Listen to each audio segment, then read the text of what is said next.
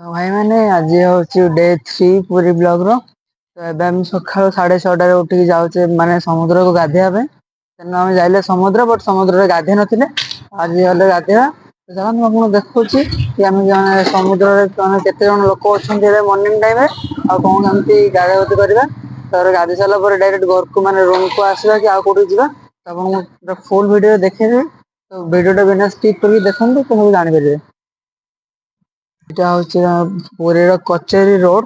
তো এউঠু মাত্র 100-150 মিটার কি 200 মিটার আଗକୁ গଲେ পুরীরে 6:30 ବି ହେଇନାହିଁ 6:25-30 ଆମେ ବାହାରିକି ଆସିଲେ। ସେ 6:25-30 ରେ ବି ଏତେ ଖରା ହଉଛି ଭାଇ ମାନେ ବାଲେଶ୍ୱର ତୁଳନାରେ ପୁରୀରେ ବହୁତ ଖରା ହଉଛି। ବାଲେଶ୍ୱର ଯଦି 20 ଡିଗ୍ରୀ ରହିବ ତ ମାନେ ପୁରୀରେ ହଉଛି 35 କି 40 ପାଖାପାଖି ମାନେ 2 ଗୁଣା ବହୁତ ଗରମ ଲାଗୁଛି। 6:30 ମୂଳୁ ଖରା ବି ବହୁତ ଜୋରସେ କରୁଛି ଦେଖନ୍ତୁ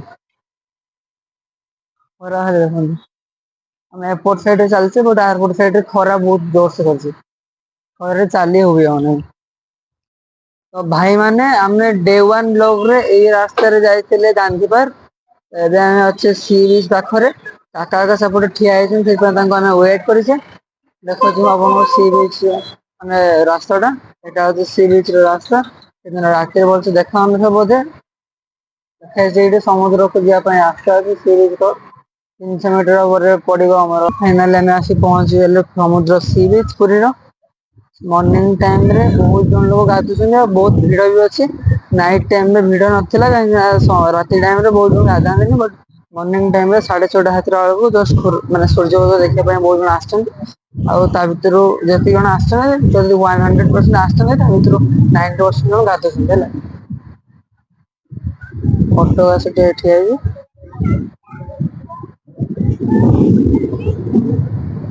ଏଠି ଗୋଟେ ଅଟୋ ଠିଆ ହେଇଛି।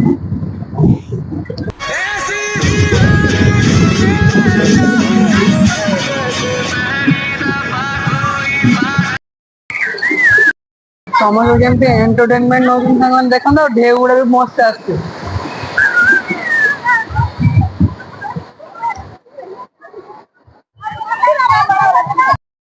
ତ ଭାଇ ମାନେ ଆମେ ମାନେ ତ ପୁରୀ ଆସି ବହୁତ ଏନ୍ଜୟ କରୁଛୁ।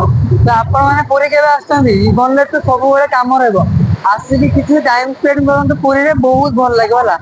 ଏବେ ତ ଆମେ ଅଛୁ ସମୁଦ୍ରରେ ପୁରା କାଠି କାଠି ଠିଆ ହେଇଛନ୍ତି ଢେଉ ଗୁଡା ଆସୁଛୁ। ତ ଭାଇ ମାନେ ଆମର ଏବେ ସି ବିଚ୍ ରେ ଗାଧାଗାଧି ସବୁ ସରିଗଲା। ତ ଏବେ ଆମେ ଯାଉଛେ ହେଲା ସ୍ୱର୍ଗଦ୍ୱାରକୁ। ସ୍ୱର୍ଗଦ୍ୱାର ହେଲା ପରେ ଆମେ ଯିବା ସତ୍ୟଗଙ୍ଗା। ସତ୍ୟଗଙ୍ଗା କମ୍ପ୍ଲିଟ କରିସାରିଲା ପରେ ଡାଇରେକ୍ଟ ଯିବା ରୁମକୁ। ତ ଏବେ ଆମେ ଯାଉଛେ ସ୍ୱର୍ଗଦ୍ୱାର। ତ ଚାଲନ୍ତୁ ଆପଣ ଦେଖୁଛୁ ସ୍ୱର୍ଗଦ୍ୱାର କିଛିଟା କ୍ଲିପ। ଏବେ ଯାଉଛେ ଆମେ ସ୍ୱର୍ଗଦ୍ୱାର ରାସ୍ତାରେ ଅଛେ ପାଖାପାଖି ସ୍ୱର୍ଗଦ୍ୱାର ପହଞ୍ଚି ଗଲେଣି। ସେପଟେ ସେଠି ଅଟୋ ବାଲାଙ୍କୁ ଆମେ ପଚାରିଲେ କି ସ୍ୱର୍ଗଦ୍ୱାର ଯିବେ କି ନାଇଁ କହିଲେ କି ସେ କଣ ଆରପଟେ ଭାଙ୍ଗିଛି ରାସ୍ତା ସେ ଛାଡୁନାହାନ୍ତି ଅଟୋ ସେଥିପାଇଁ ଆମେ ଚାଲି ଚାଲିକି ଚାଲିଛେ। ଆସିକି ପହଞ୍ଚିଗଲେ ବି ଆମେ ସ୍ୱର୍ଗଦ୍ୱାର।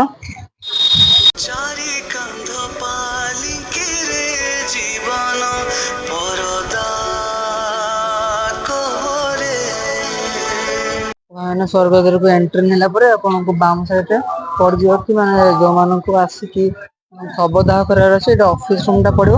ତ ରାଇଟ ସାଇଡ ରେ ଯୋଉଠି ଶବ ପୋଡାଯାଏ ଏଇଠି ଶବଙ୍କୁ ଫାଷ୍ଟ ଆଣିକି ରଖିବେ।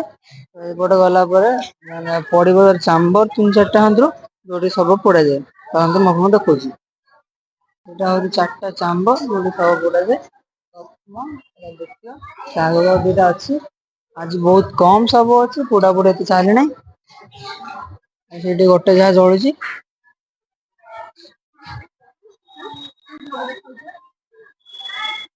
ତ ଭାଇ ମାନେ ମଶାଣିରେ ମାନେ 2-3ଟା ଶବ ପୋଡିଆ ଦେଖିଲା ପରେ ଆମେ ଯାଉଛୁ ମଶାଣି ଚଣ୍ଡୀଙ୍କ ମାନେ ମନ୍ଦିରକୁ।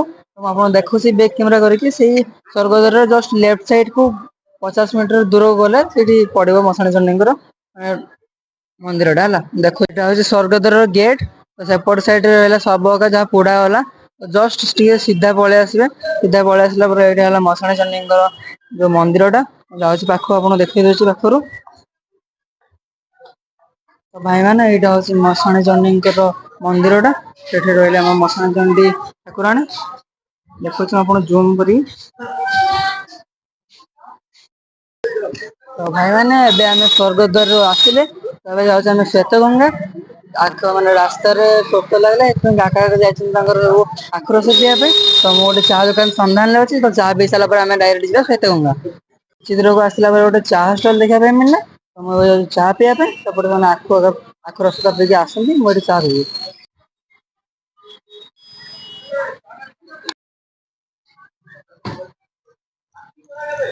ମୋର ମାନେ ଭାଇଙ୍କୁ କହିଲା ପରେ ଭାଇ ଗୋଟେ ଚା ଆଣିକି ଦେଇଦେଲେ।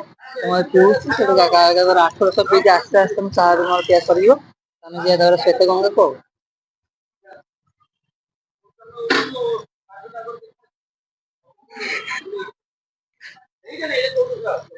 ଆମେ ପାଖାପାଖି ପହଞ୍ଚିଗଲେଣି ଶ୍ଵେତଗଙ୍ଗା ମନ୍ଦିର ଆଉ ଏଉଠୁ ପାଖାପାଖି 200 ରୁ 250 ମିଟର ଅଛି। ତ ଫାଇନାଲି ସାଙ୍ଗମାନେ ଆମେ ଆସିକି ପହଞ୍ଚିଲେ ଶ୍ଵେତଗଙ୍ଗା ମନ୍ଦିର। ମନ୍ଦିର ଭିତରକୁ ଏଣ୍ଟ୍ରି ନେଇ ସାରିଲା ପରେ ଆପଣ ଦେଖିବେ ଛୋଟିଆ ଛୋଟିଆ ବତକ। ଆମେ ଆସିକି ଫାଇନାଲି ପହଞ୍ଚିଗଲେ ଶ୍ଵେତଗଙ୍ଗା ତ ଏଇଟା ହଉଛି ବିସ୍ତାର ଦୃଶ୍ୟ। ଏପଟ ସାଇଟରେ ଅଛି ଆମର ଚେଞ୍ଜ କରିବା ପାଇଁ ଡ୍ରେସ୍ ଗାଧେଇ ସାରିଲା ପରେ। ଲୋକମାନଙ୍କ କ୍ରାଉଡ ଦେଖିପାରୁଥିବେ ଭାଇମାନେ। ତ ଭାଇମାନେ ଶ୍ଵେତଗଙ୍ଗାର ଆମର ଗାଧେଇ ସରିଲା ପରେ ଆମେ ଜଷ୍ଟ ମନ୍ଦିର ସାଇଡ ଦେଇକି ଯାଉଛୁ ରୁମ୍ ପାଖକୁ। କାହିଁକି ନା ଆମ ରୁମ୍ ପାଖକୁ ମାନେ ଅଟୋ ଯାଉନାହିଁ ସେ ପାଇଁ ଚାଲି ଚାଲି ଯିବାକୁ ପଡିବ 500 ମିଟର ପାଖାପାଖି ଆଉ।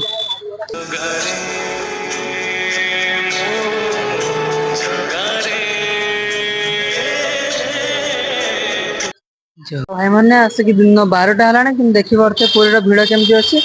ଭାଇ ଯେତେ ଟାଇମ ବି ହଉ ପୁରୀରେ ସବୁବେଳେ ଭିଡ ହିଁ ଲାଗି ରହିଥାଏ। ଶ୍ଵେତଗଙ୍ଗାରୁ ଗାଧେଇ ସାରିଲା ପରେ ଏବେ ଆମେ ଯାଉଛେ ମାନେ ମନ୍ଦିର ସାଇଡ ଦେଇକି ଆମର ରୁମ୍ ପାଖକୁ ତ ରୁମ୍ ପାଖକୁ ତ ଅଟୋ ନାହିଁ 500 ମିଟର ଭିତରକୁ ତ ବାହାରକୁ ଚାଲି ଚାଲି ଯିବା ପାଇଁ ପଡୁଛି। ତ ଆଜିର ବ୍ଲଗକୁ ମୁଁ ଏଇଠି ରଖୁଛି ସମସ୍ତଙ୍କୁ ଜୟ ଜଗନ୍ନାଥ ଜୟ ଶ୍ରୀରାମ ଦେଖା ହବ ନେକ୍ସଟ ବ୍ଲଗରେ ଆଜିକା ପାଇଁ ସମସ୍ତଙ୍କୁ ବାଏ।